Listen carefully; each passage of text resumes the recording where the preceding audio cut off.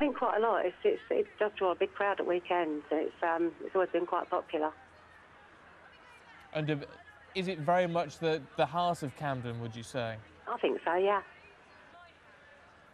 OK, Jackie Churchill, thanks very much indeed for your time this evening. Let's just continue to look at the pictures just from a short time ago from North London. The plumes of smoke going into the air there, that smoke being lit by the flames. Now, this from about an hour or so ago, just as it was starting to be brought under control, just after the time when they thought it was going to be perhaps spread even further than it did, but it still damaged a historic, culturally important part of London and taking the heart out of Camden in many ways, some people have said. Some comments through on a political front. The Conservative candidate for Mayor of London is Boris Johnson. He said in the last few minutes that only a few weeks ago he was talking to traders. He says he can't believe the pictures he's now seeing on the news. He says it'll come to a terrible blow to livelihoods and to the area generally.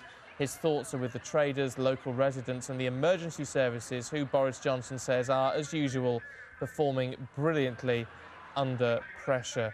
Just looking through for some comments from the Mayor of London, Ken Livingstone, but he doesn't appear to have made any comments at this time, so just the ones from the Conservative candidate Boris Johnson. But as many people have been telling us, this is a culturally important part of town and a historically important part of London, and one which has been devastated by this fire tonight.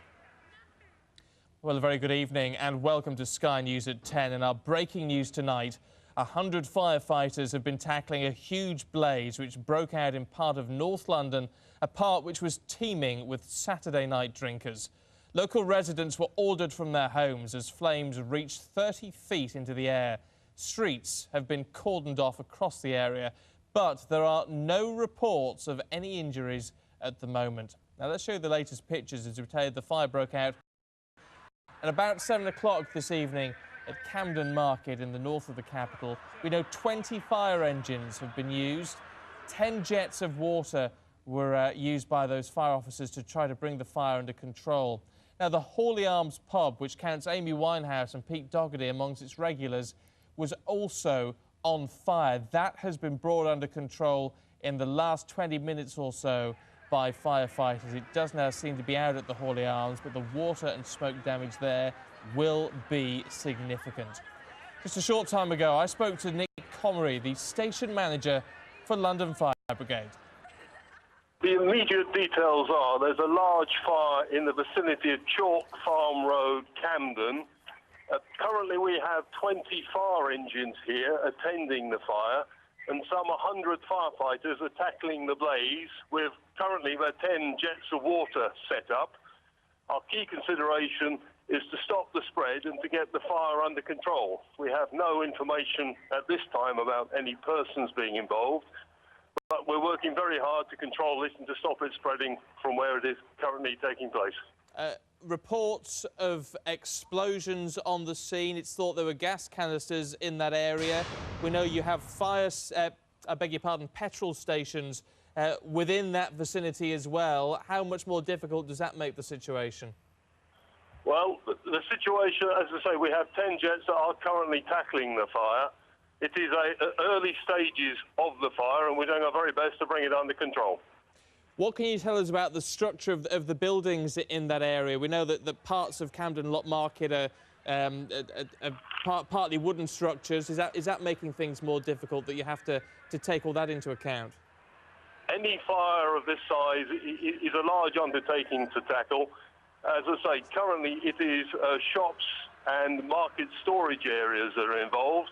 And as I say, it's early days, but we have 100 firefighters here and 20 fire engines, and we're doing our level best to bring it under control. So the London Fire Brigade saying it just a short time ago it was early days. It does seem that they've made significant progress. Let's talk to Sky's Sarah Merchant, who's in Camden for us tonight, and just tell us what the current state of play is, Sarah. They certainly do seem to have made progress. From where I'm standing, you can hardly see the fire at all, just some smoke. But when I arrived, about 2 hours now, the whole sky was orange and black, filled with fire and thick black smoke and sparks flying. In fact, as I arrived, the fire seemed to be spreading. It was a very difficult fire for the 100 firefighters to fight. We heard that it may have started either in a residential building or in a shop, but it looked like it was working its way very quickly along a set of buildings and onto a railway line. It was moving very, very quickly indeed. And the police who were trying to cordon the area off seemed quite panicked by the speed that the fire was moving. They were keeping the cordon well back from the fire because they thought that it was moving so quickly it could have posed a danger to the hundreds of people that have come out onto the streets to watch. I spoke to one young man who was in a bar at Camden Lock. He was very close to where the fire started, and he said that he heard an explosion and then all the windows in the bar that he was sitting at smashed in, and everyone started screaming, running out. They thought that a bomb had gone off because it was just such a large explosion. He said he could feel the heat from the fire, and he just ran down the street. He ran down to Camden High Street, which is where I am now, and that's how far the cordon stretches back. And it really is a difficult battle, not just for the firefighters out here tonight, but also the police service, because the streets are packed. Camden is always busy at the weekends. On a Saturday night, a fine night like this, there are hundreds, if not thousands, of people out on the street. No one wants to miss what has been a spectacular show, and also people are getting drunk, so they're trying to get through the cordon. It's been quite a difficult logistical battle for the police to keep people away, but even there they do seem to be winning that. Just as the fire is coming onto control, so too are the crowds. But I think that Sunday, which would normally be a very busy day for Camden Market, is when people will see the true extent of the damage. And one woman I was talking to earlier said that she was in tears at the thought of any of this unique historic area being damaged or destroyed. Yeah, you say unique and historic, Sarah. Explain to us why this is historically and culturally such an important part of the country. It's important for its music, it's important for its shopping. People come here all over the world, not just the country. Camden Market is famous across the world. It is just such a unique area of London. There's nothing like it. The small little stalls, the antique shops, and I think that's what was one of the main concerns, the nature of the businesses around here, the nature of the buildings. Certainly the fire had no problem spreading, ripping right through those at an incredible rate, and it really is sad for people to think they may have lost something unique, although it is very difficult to say at this stage when it's still dark how bad the damage is. But already I imagine that there will be investigators on the scene trying to see if there's any early indication of exactly what happened. We've had various reports from people about canisters. They think that's what may have caused the explosions, but at the moment it's mostly conjecture. We're still waiting for an update from the fire service to see if they can give us any early indications of what might have caused this fire. OK, Sarah, stay with us just as we have a look at some of the pictures and photographs, footage of the fire that you've been sending us this evening. We appreciate your contributions to our output tonight. And in this view of pictures, smoke can be seen billowing from the buildings, clouding up the streets, which had been full of people out celebrating Saturday night in, as Sarah was saying, a very popular area. From this distance shot, you can see the scale of the blaze as it engulfs the buildings, and they really see the scale of it in that shot. And one viewer described just the moment he saw the fire break out.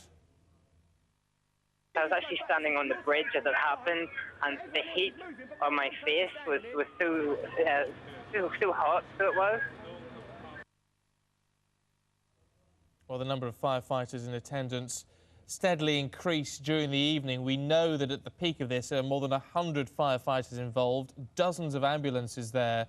Some of the most recent footage we've had shown the fire in full force over North London. Look at that for a dramatic picture, just showing how ferocious that blaze was. And let's have a look at some of the video coming through, which again puts it all in some sort of perspective. And those flames, what, 20, 30 metres in the sky, just showing how ferocious, how fierce this blaze was at its peak. And no wonder there was so much concern for all the people in that area, and why there's such a large cordon was put in place, with the fears that this was going to continue to spread right across that area. As Sarah was saying, lots of old wooden buildings or partly wooden structured buildings in that area, and concern that the fire was just going to continue to spread across that area.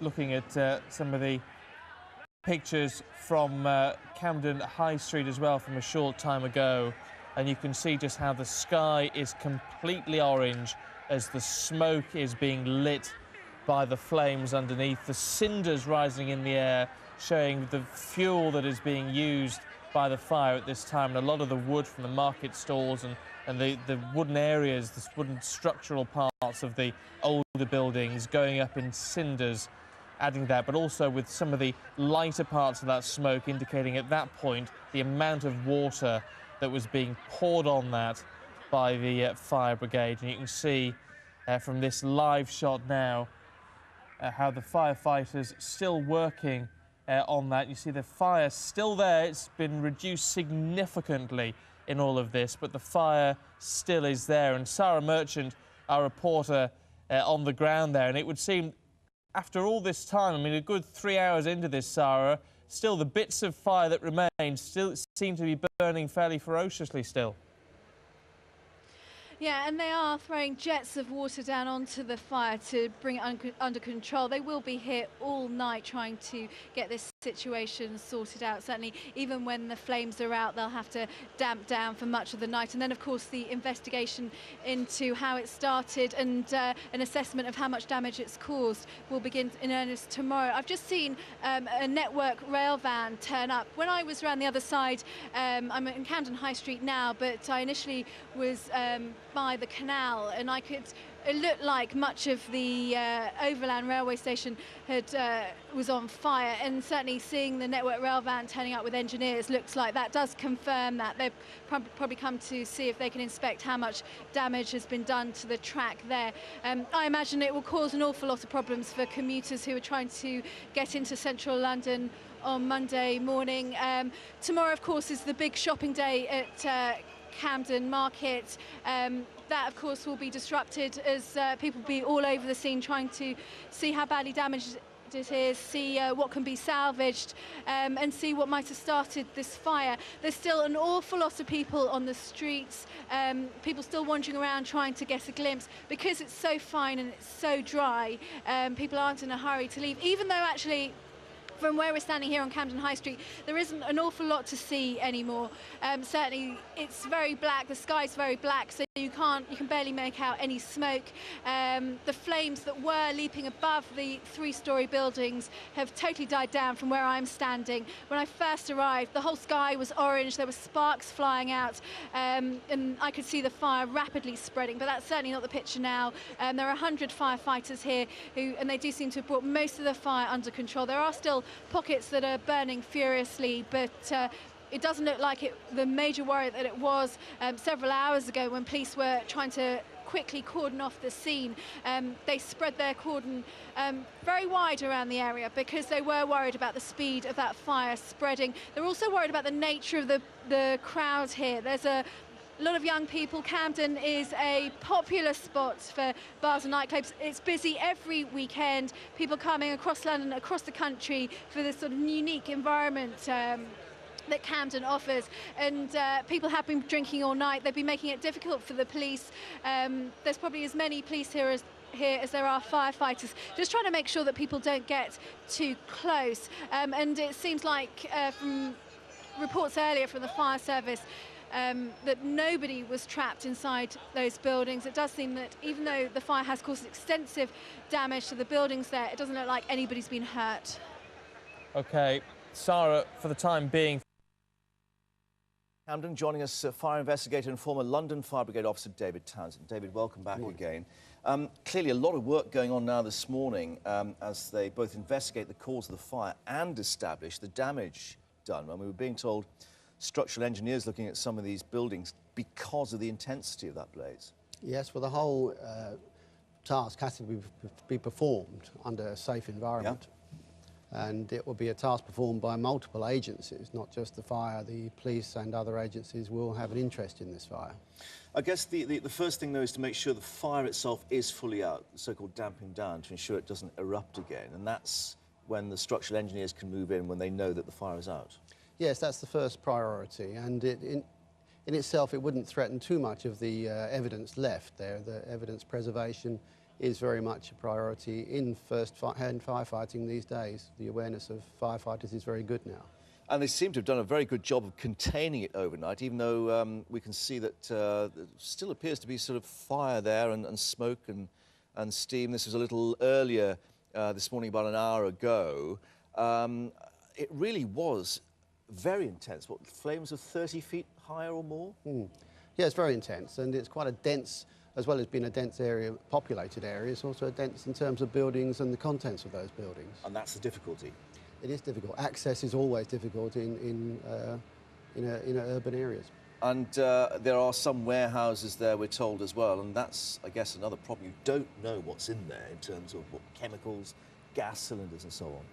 No, that would have been established well into the night last night by contacting the occupiers of those buildings in order the firefighters can conduct their tasks safely. And we're just looking at the pressure that's being applied by that hose. These are the live pictures coming through. I mean, that in itself does an awful lot of damage, just the amount of water that's being put into these buildings. Yes, it's essential to get that amount of throw because at this stage, of course, the firefighting is done from a distance. But also a local authority would have assisted in the early stages here in boosting the water supplies for this area. Yeah. Now, we're told up to 4 days before they reopen the area once they've established the buildings are safe. But how long does it take for you to establish the cause of the fire, to get in and look at the various seats of the fire? There's no period of time for an investigation. It will take as long as it takes, and obviously getting to the scene of the fire, to the seat of the fire, is a considerable time. But the investigation goes way beyond that. We're looking at not just the cause of the fire, but the reason for the spread of fire. So this is why many other agencies are involved. Has it started in more than one place, for instance? More than one place, of course, is the initial indication of any deliberate act. But its interest here is the reason from spread from one building to another. And that gives implication perhaps for the initial fire risk assessment of the building under the new legislation, where there's a consideration should be taken of the risks surrounding buildings nowadays. Yeah, but thankfully, and perhaps due to the work of the fire brigade overnight, no injuries or casualties.